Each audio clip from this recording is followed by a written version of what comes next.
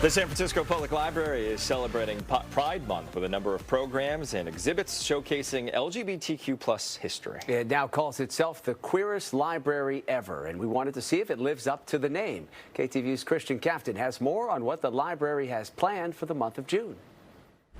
Libraries are known for being quiet, but this month, San Francisco's Public Library is living out loud, celebrating Pride Month with a series of programs and exhibits.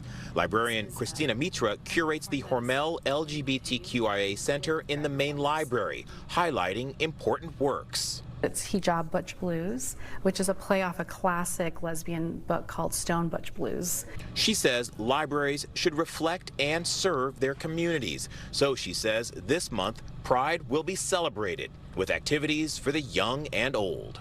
We know that we're the public library, so literally anybody could walk through these doors. There is no precursor that you have to identify this way, look this way, be of this age, have this nationality, etc. And so we're really looking at making a collection that is accessible to all.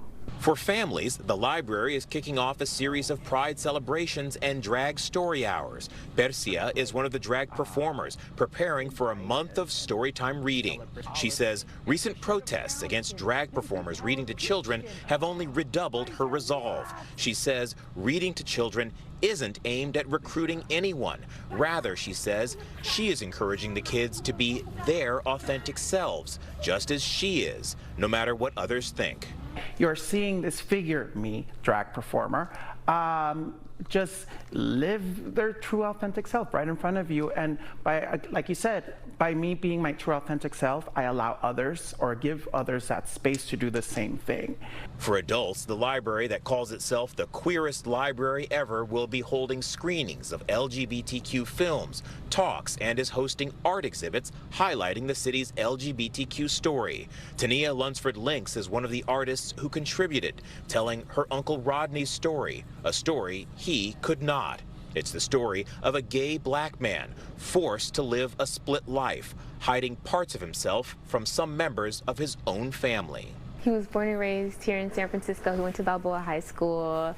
He was like a straight A student. He was really upset if he got less than an A.